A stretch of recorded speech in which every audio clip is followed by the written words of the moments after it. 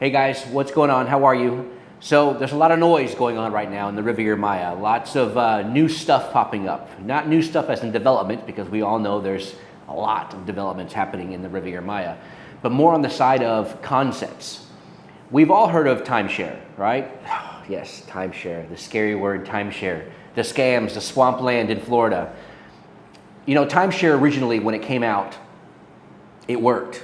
I know you might think this is not true, this is contrary to popular belief, but timeshare worked. When people were buying timeshares back in the day, the original timeshares, it was a fixed week in a fixed location. That was your week. You know, you would buy week 37, or you'd buy week 52, or you'd buy week 28, whatever week that was every year, you'd pay your maintenance fee, and that's where you would go. And it worked. Why? Because it was a guaranteed location to go on vacation every single year, and the families would all get together and they'd get themselves a 2-bedroom or a 3-bedroom condo, and they'd go and they'd stay in this place for a week or 2 weeks. And it made sense, right? Because that's when the vacation time was for the kids and stuff like that. And as time went on, the timeshare was such a big boom and such a big hit.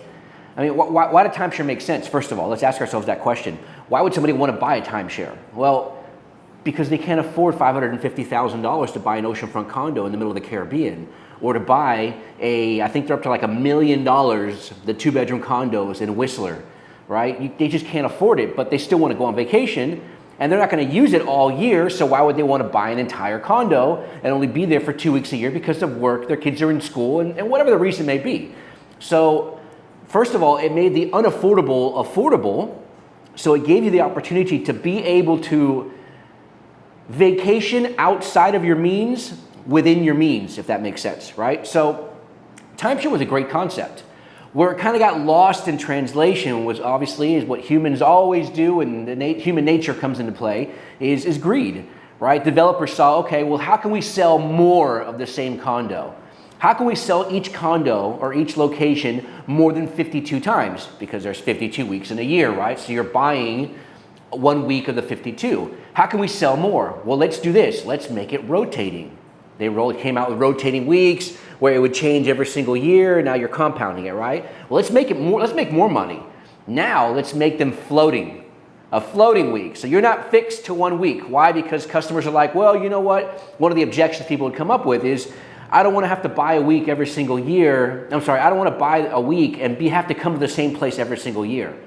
So developers answer saying, you know what? We'll make it floating. But now, the angle that's coming in here now is it's no longer a guaranteed week. Now it's based on availability, right? So there's pros and cons to both sides having a fixed week versus a floating week. Floating week now, you're based on availability, and now the chances of you getting Christmas week in Whistler are absolutely none unless you're reserved like 5 years in advance, right? And who knows who's going to be going where on vacation 5 years from now. Most travelers nowadays are traveling 60 days max, maybe 90 days in advance before they plan their vacation to go on vacation. Most people. I'm sure some of y'all are like engineers and you plan them years in advance. That's great. You're the minority. So, with that being said, having a floating week was an answer, but it wasn't at the same time. And then it started creating this chaos of based on availability and not available, not available, not available, not available. And people just started talking worse and worse and worse about timeshares because it's kind of where it went, right?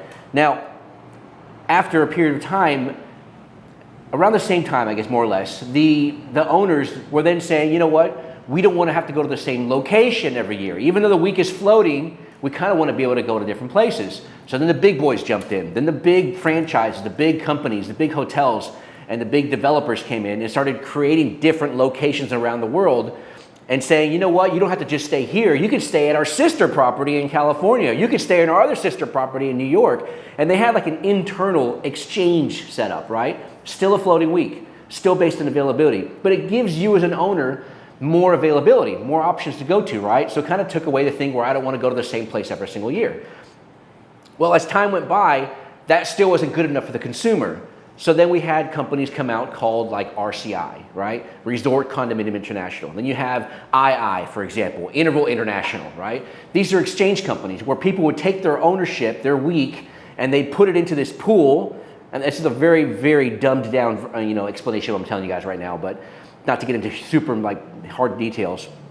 You're basically taking your ownership week, you're putting it into a pool, and the value of your week based on the destination that you own gives you a certain amount of points, and those points will give you access to certain exclusive weeks other places around the world.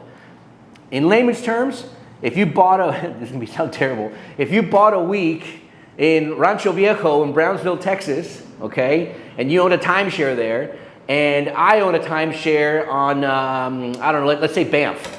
In Banff, right, on the mountain, which one has more value, right? My 2-bedroom in Banff or my 2-bedroom in Brownsville, Texas? Well, obviously the one in Banff, right? So you can't expect, if you own a timeshare in some rinky-dink podunk place, to be able to exchange it and get exactly what you want within the RCI system or any system that's out there in exchange. It has to have a value to it, right? So you might end up having to trade more than one of your weeks. You might have to give up 5 years of your use of one of your condos that you have in your timeshare to get 1 week in a prime location like Hawaii, Banff, Whistler, stuff like that, right? So why am I giving you an education about timeshare? Well, I'm getting there. The reason why is timeshare, it worked, but then it didn't. Then it became a scam. Then it was the negatives are resale value. There isn't the resale value, right? Availability. Don't really get good availability unless you have a really good place. There are some timeshares still to this day that are epic. There are some really good timeshares out there that are valued very, very high. They're amazing. They're oceanfront. These people get what they want. They go wherever they want, whenever they want to, and they pay a fraction of the cost. Now, it did cost them an arm and a leg to get into it, but overall, over time, that cost diminishes. It eats itself up. It's like you're investing long-term in your vacations, right? But the resale value is terrible, the exchange system is terrible, there's a bunch of negative signs behind it. So where am I going with this? Well, let's fast forward now, and let's go into something that's called fractional, right? Fractional ownership. Now, fractional ownership is kind of a smarter way to own vacation property. Why? What is fractional ownership? Fractional ownership is shared ownership, right? Versus timeshare, you're not really buying a property, you're buying air, right? You're buying rights of use. Versus fractional ownership, you're buying a fraction of a high-end property, like 1/8 or 1/12 of that property. And these are deeded property, deeded ownership. Legally own a share of the property, unlike in timeshares. Now, keep in mind, in timeshares, in the original day, back in the day, it is a deeded property in the United States. I'm not trying to argue with the ins and outs of positive, negatives of the timeshare. I'm sure I have a lot of friends that are still in the timeshare industry, and they're probably like, dude, stop hating on us. I'm not hating on y'all. Timeshare works for the right people, okay? All right, so anyhow, benefits of fractional ownership is you can extend your stay, right? You can enjoy several weeks or up to a month, or even more months per year. Luxury access. You have access to high-end properties that might be otherwise unaffordable, kind of like timeshare. That's a similarity. Appreciation potential. Here you don't have anything like timeshare, right? The property value will increase in value over time, and you're going to have an appreciation. So your resale value is much easier to resell in a fractional ownership versus a timeshare, and you have equity sharing, right? Your investment grows as the property grows. So you have property value. There's actually a value associated with your fractional. Now, another huge thing, the cost and the fees. It is a little bit more expensive up front than a timeshare because you're actually buying a property, you're getting a deeded property, you're getting more weeks, right? You're not getting just 1 or 2. You're getting a chunk of weeks, right? Or you're getting months a year. But a positive on this is the maintenance fees, which you have in timeshares versus in fractional. The maintenance fee is divided among the owners, which basically lower the cost per use. So your flexibility and convenience, fractional is going to give you flexible scheduling. You're going to have professional management. Why would you want to choose fractional? Well, it's a smart investment. It's enjoyment and financial sense. I'm going to go over that type of stuff, go over an exercise with you to show you how you can justify purchasing a fractional ownership. What's the math on it? What does it look like? And does it make sense? I'm not against full ownership, obviously. I'm a partner, and I run Moolah Properties. And I'm in real estate, right? But I can't be stuck, but I can't stick myself into a box and not evolve or change and accept the things that are coming out. But I need to make sure and understand them first. I need to make sure they make sense to me. and that it's gonna be something that's viable for my customers that wanna come down here. This isn't for everybody, but it's gonna make sense for some. If this is the type of vacationings that you wanna do, or vacation that you're trying to do, or what you're trying to get done. This is typically tailored towards somebody or families. This is not a negative thing, by the way. This is tailored to people that want a vacation, that don't have $500, $600, $700, $800,000 in this cash market down here in Mexico to buy, and they don't travel 5 months out of the year. They don't travel 6 months out of the year. They have jobs, they have families, they have kids, they have responsibilities, and they can come down here for 2 weeks out of the year.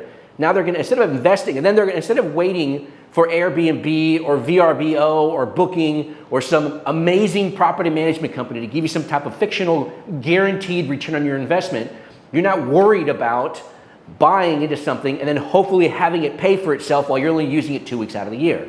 Versus other people that have the cash, and renting it is nice, but it's not, it's not gonna make or break the entire deal for you. So that's what fractional ownership is for. Let me show you the exercise. So the exercise that I was telling you about that you can do to help you realize whether or not owning fractional ownership makes sense is this one here. This is not the only way to do it, but this is a good gauge on how you can, I guess, weigh the pros and cons. What this exercise is, it's called the T-pitch, right? Or called, pros and cons. Or I believe the name came from, supposedly, from Benjamin Franklin. He used to do this before any of his experiments. He would do, a pros and cons, a T, right? The positive and negatives of doing this experiment and what's gonna give him, what kind of answers will it give him in the end. So this is gonna be a financial T-pitch, so to speak, okay? So let's talk about that really quick. What are the top 3 reasons somebody wants to buy a home? Why would somebody want to buy a house? You're probably telling me, Alberto, but what are we talking about buying a home when we're talking about vacation ownership? I'm gonna get to that in just a minute. It's gonna make sense to you in just a second. So what are the top 3 reasons why you wanna buy a home? Well, number 1, based on my experience, usually is to build equity. People wanna buy a home to build equity. Second reason, usually, is legacy, or having something to leave in a will for your children. If you don't have kids, then building your real estate portfolio, okay? And number 3 is basically not throwing your money away, right? Not renting anymore. Throwing money away or giving your money away to somebody else. Also inflation, lots of different reasons why people just don't want to rent. They want to buy a home and basically build their own portfolio of real estate investments, okay? So with that being said, I put some numbers over here. These are some basic numbers. I've already put them there for you. That way we don't have to do the exercise ourselves, but let me explain to you where these numbers came from, okay? So let's say on average you're spending about $6,000 per year, okay? On one vacation every year, all in. And you want to know, how am I going to justify the exercise on buying a fractional with that number? Well, first of all, we have to get all the money you're spending on vacation. I need that money. That's the money we need to work with. So what about your weekend trips? What I used here is an average of $300 for every weekend trip, $6,000 for one big vacation. And I put 4 weekend trips, so $1,200. So $1,200 plus the $6,000 gives you $7,200 total spend on vacations per year. What does that 40 years mean, Alberto? Well, you need to figure out how many years you're going to travel. Everybody usually says until the day I die, but there's a lot of factors in there. Health, job, kids, new family, marriage, divorce. You might go on more vacation if you get divorced. But it just depends on the different factors that are happening in your life. And so I can't say it's gonna be 40 years period. But my 40 years came from a subtraction of a number. Usually people start going on vacations in their 30s. Why? Because in their 20s, they're trying to get their feet in the ground. They're graduating college, getting jobs, whatever the reason may be. The average age on vacation, statistically speaking, is about 30 to 35 years old. And the oldest we see down here on average is about 80. Anything older than that, it could be health risks, hospitals, whatever the reason may be. But we have about 50 years. Right? If you go from 30 years old to 80 years old, that's 50 years of vacationing. I know it sounds depressing putting an actual number on there, but it's the real number.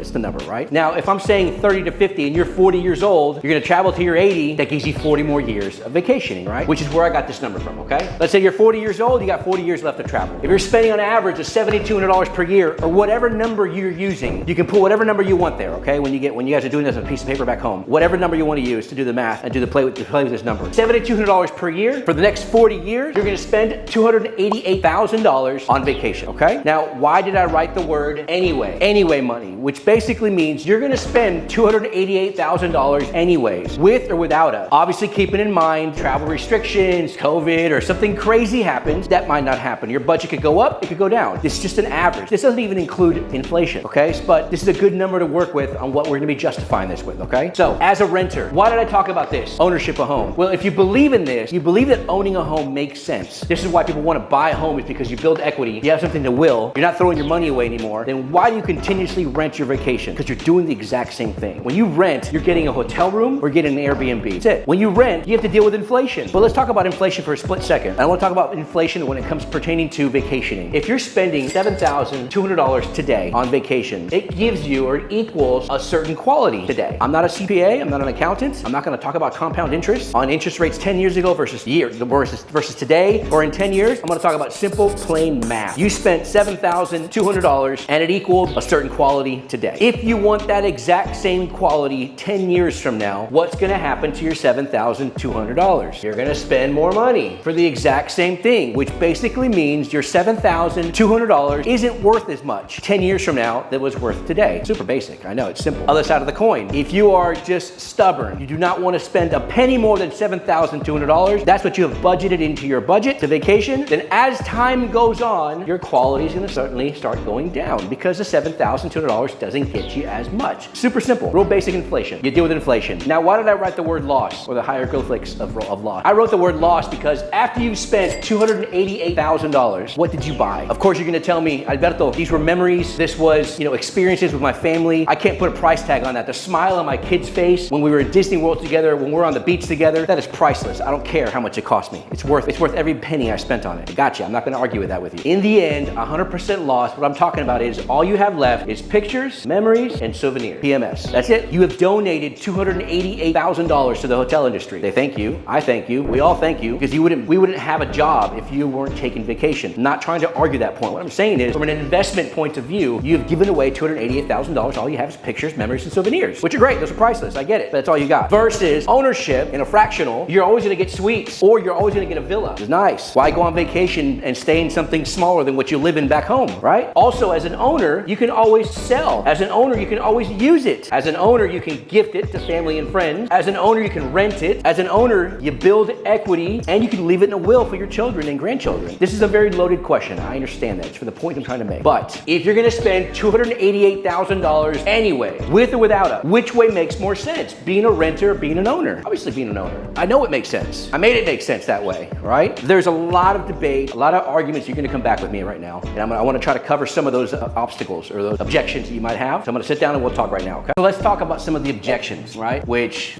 makes sense. I had to put a big down payment. No more than you would in a regular purchase, right? If you're buying, let's say $250,000 condo, you need to do 35% down or 30% down, right? With a pre-construction. They're going to minimum 30% down and they might give you 60% over 18 months at 0% interest. And you have the remaining balance you liquidate when you go to closing, right? You haven't bought because you don't have $250,000. You don't have $75,000. It makes sense and it's okay, right? But then you have to justify, why would I spend $75,000 when I'm only going on vacation once per year and I'm only spending $3,000 per year or $4,000 per year? So if I have to do that, divide that by 4,000 just to justify my down payment, I have to go on 18 years worth of vacation. Well, then it doesn't make any sense. That's why you haven't bought a condo, because it just financially doesn't make sense. What this is going to give you is the opportunity to travel outside of your means, within your means. Be able to live in the lap of luxury while you're on vacation and come back home, not to your misery, but go back home and go back to your normal life. But at least enjoy your vacation. Everyone's preaching right now on the internet, live a life that you don't have to escape from. Well, that sounds great when you're a billionaire, right? That's where those sayings are coming from. But being able to go on vacation to escape your home, really, it's not an escape. It's just relaxation, man. Get away from it all. Turn off your phone. And to do that in the comfort of an amazing location, amazing destination, it's priceless, man. That's priceless. So why am I talking so much about fractional? Well, because fractional makes sense if you are the type of person that's not going to travel more than 2 or 3 times per year, 2 or 3 weeks per year. And that's if you can get away from work. But on top of that, you don't have $75,000 to put down on a condo and then come up with another $250,000 because there is financing available. I do have financing available. I do have mortgage companies. Your FICO score needs to be above 750, period. You can finance in Mexico. Yes, there's mortgages. But if you're buying this as an investment property to try to make money through vacation ownership or vacation rentals like VRBO, Booking, or through Airbnb or whatever you're going to be using, you have to eat between 9.8 up to 11.2% interest rate that the banks are going to be charging you on a monthly basis. So you need to really be amazing in your rental property on your return on your investment, or your entry level was just dirt cheap and you're able to rent it at a higher amount that's at level playing field with everyone else, or you're going to be losing money, right? As a primary rental property, okay? Now, there are exceptions to the cause. There are are exceptions to the case, exceptions to the rule that I'm talking about right now. It's not, they're all gonna be terrible. No, you're gonna have a high interest rate, but there are certain locations that are gonna rent way better than the other ones, and you're gonna get a good return on your investment. It's gonna absorb that interest rate, plus you're gonna make some money. But those are $500,000. Those are $450,000 just to get in. And they need to be really select location. Location plays a big role when you're buying a vacation destination rental spot somewhere in the Riviera Maya. You can't just think you're gonna make a bunch of money anywhere you buy it. It has to be a good strategic location based on where it's at, right? So with that being said, I'm not against full ownership. I'm not against fractional. I'm not against timeshare. What I want you to understand is I'm giving you the details of ownership on fractional ownership and why it can make sense for you. People tell me, but then if I buy a fractional, I have to come up with a huge down payment. No, you don't. No, you don't. If you're spending $6,000 per year on vacations, what if your down payment was $6,000? What if that's what you cost to get into the fractional and then you had a monthly cost? So if I could justify this for you, in other words, if I could break this down to the layman's term and say, you know what, your fractional, if you're spending $6,000 per year, if I told you you can get into a fractional for what it would cost you to vacation 5 times, if you go on 5 more vacations ever in your life, $30,000, you've got yourself into a fractional ownership. That makes sense. Because that means you only have to travel 5 more times ever. Forget 5 years in a row. Just 5 more times ever, and this thing is paid for itself. And you've got a beautiful location to go on into an amazing place in the Riviera Maya. There's some really cool fractionals right now happening. There's some really nice ones, villas, VIP, hotel style, you know, really cool stuff. I can give you more details. Shoot me a DM. Oh, by the way, before I forget, I gotta tell you this now. Like and subscribe, please. But it's not the end yet. So going back to what I'm talking about, justifying it. If you're spending $5,000 per year and you can pay this with 5 vacations, there you go. Then some people will tell me, yeah, but I've already spent my $5,000 budgeted this year. You didn't spend your $5,000, last $5,000 in your bank account, and now you're going home broke and you have 0 money. I know it's not true. You didn't do that. You probably spent what you budgeted out there, but let's talk about planning for the future. Let's save money in the future by investing up front now. Fractional ownership is a good viable solution for you. If you're traveling 3 or 4 times per year, you're traveling 3 or 4 weeks per year, and this is something that you want to look at doing, shoot me a DM, contact me, let me know, and I'll get you involved with the right people at the right time, at the right price. I'll talk to you guys soon. Oh, by the way, hold on, I forgot to tell you. I didn't tell you what my t-shirt was about. Que Huevos. So Que Huevos is a friend of mine's restaurant. Amazing place to eat. Amazing place to eat. Great for breakfast, lunch, and then he's got a restaurant next door. It's a ramen place called Sen Ramen. So this is not an infomercial. This is not, he's not paying me. I might get a free meal by saying this, but he's not paying me to do this. I'm just letting you know, if you want breakfast when you're down here, amazing breakfast, good, authentic Mexican, or if you want to have, you know, pancakes or whatever you want to have. This guy, they've got it going on. Best food in town. Love it for breakfast. Recommend it big time. It's called Que Huevos. So check it out when down here. It's on 5th Avenue, I think in 46, I believe it's a street, and it's called Que Huevos, written just like this. Go online, look at the reviews, go to Instagram, follow it. By the way, follow me on Instagram, Alberto Riviera Maya. Also, our Instagram for the company is Muller.properties, and on TikTok, Muller.properties as well. Talk to y'all soon. I hope this helps. Hope it gets you involved in buying your investment, your first investment in the Riviera Maya, and I'll talk to you all soon. Bye-bye.